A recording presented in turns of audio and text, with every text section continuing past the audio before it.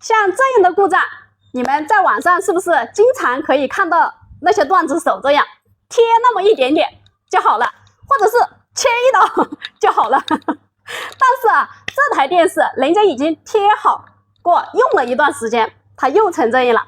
一般是不是遇到这种情况，我们就只能选择放弃治疗啊？但我们注意看它这个画面，是有一瞬间它是能够稳得住的。我们刚刚看到没有啊？一瞬间它是稳得住的，所以呢，我们还是有希望去拯救一下。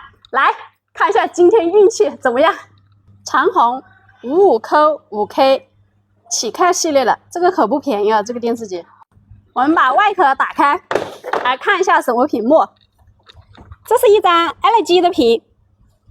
哎呀，这个师傅竟然比我还狠！看这排线，一剪刀就完事了啊！这也太抠门了吧！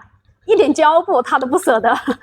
像这种情况，说明它右边已经完全坏掉了，而且我们左边也不可能说再去贴、再去断歪了，不可能说两边都断掉，对不对？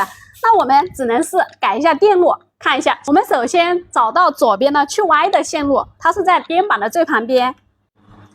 这实路它是时钟信号，我们找到 VGH 那这个点位，然后找到 VGL2 这个点，它们两点之间的两个点呢，就是这两个我刨开的这两个点，这两个就是跳变电压。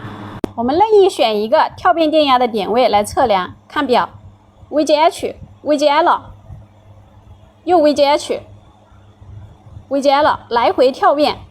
像这种故障，我们可以把跳变电压这两个点的线给它切掉，然后强行去接一个固定电压，比如 VGH、VGL。正面的线路太细了，所以我们要从背面切。我们先垫个东西给它固定一下，找到这两根线，先把它切了这两根线，找一根气泡线。我们接线之前一定要把线原来的这个线给它切掉，我是从后面切的，因为从后面切的话好接线一点。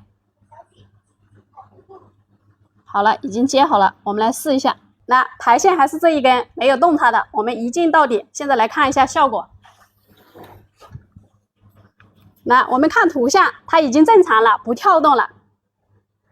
看来今天运气不错啊，果然穿了花裤子就是不一样。好了，拜拜。